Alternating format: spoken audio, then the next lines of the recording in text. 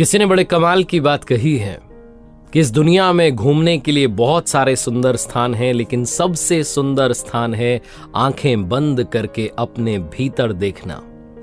नमस्ते दोस्तों, मैं हूं आरजे कार्तिक। एक बहुत ही छोटी सी कहानी एक बड़े अमीर बिजनेसमैन की, जिसने बहुत सारा पैसा कमा लिया था, लेकिन अब उसे समझ नहीं आ रहा था कि असली शांति मिलेगी कहां। जब जीवन में आप सब कुछ अचीव कर लेते हैं तो अंदर से खालीपन लगने लगता है। तब आपको समझ में आता है कि बहुत कुछ है जो मुझसे छूट गया। उस अमीर आदमी को बेचैनी रहती थी। उसे किसी ने बताया कि एक महाराज हैं, शहर के बाहर एक आश्रम है, वो बहुत सारी सिद्धियां जानते हैं, तुम्हारी समस्या का समाधान बताएंगे। अमीर आदमी पहुंच गया आश्रम में। कुछ दिन तक तो उसे उन गुरु महाराज के दर्शन ही नहीं मिले। फिर किसी ने उन्हें बताया कि आपको थोड़ा तपस्या करना होगा, थोड़ा सा आपको आश्रम के जो नियम है उनको फॉलो करना होगा। आप अपने हिसाब से उठते हैं, सोते हैं, जागते हैं। तो 2-3 दिन और उसने उस आश्रम के नियमों में खुद को ढाला और फाइनली उसे दर्शन करने का, सवाल पूछने का मौका मिला। तो उस आश्रम के गुरुजी थे, उनसे उसने पूछा कि मुझे मन की शांति कहाँ मिलेगी? मैंने बहुत सारा पैसा कमा लिया लेकिन अंदर से शांत नहीं हूं। तो गुरुजी ने कहा कि बस आपको एक काम करना है, मुझे चुपचाप देखते रहना और कुछ नहीं करना। तो सेठ ने, वो जो बड़ा बिजनेसमैन था, उसने कहा ठीक है।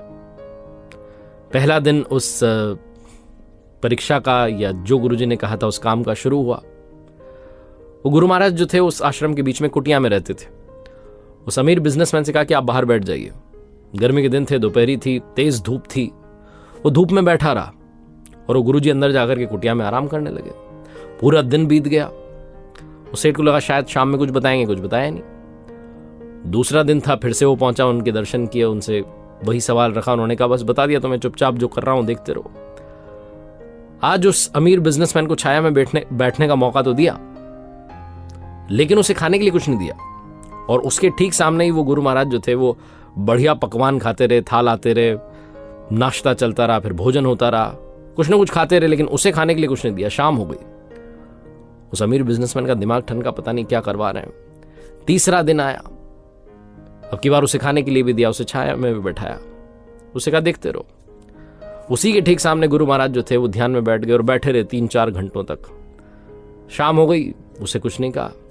चौथे दिन उससे रहा नहीं गया। उसने कहा बहुत हो गया आपका, आप मुझे कुछ बता नहीं रहे, मुझे कुछ समझ नहीं आ रहा, चाहते क्या हैं आप? तो उन गुरु महाराज ने कहा कि मैंने तो आपको पहले दिन ही समझा दिया था। जिस दिन मैंने तुम्हें धूप में बैठाया था और मैं अंदर कुटिया में था, उस दिन ही तुम्हें समझा दिया था कि मेरे हिस्से की छांव तुम्हारे हिस्से नहीं आएगी।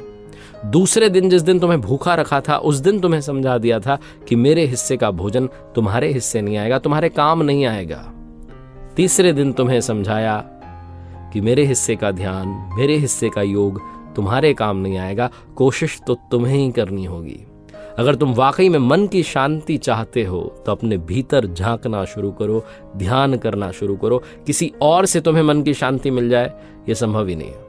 ये छोटी सी कहानी सिखाती है कि लाइफ में परेशानी चाहे जो हो, दुनिया में कोई भी आपको उसका सलूशन नहीं दे सकता, बशर्ते आप खुद उसका सलूशन ढूंढना शुरू ना करें।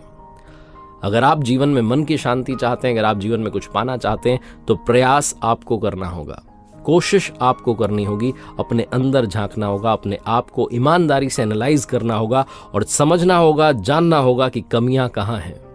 उन कमियों पर काम करना होगा। एक बार फिर से वही बात जो अक्सर आपसे कहता हूं, ऊपर वाले के आशीर्वाद, अपनी मेहनत और अपनों के प्यार के साथ कर दिखाओ कुछ ऐसा कि दुनिया करना चाहे आपके जैसा।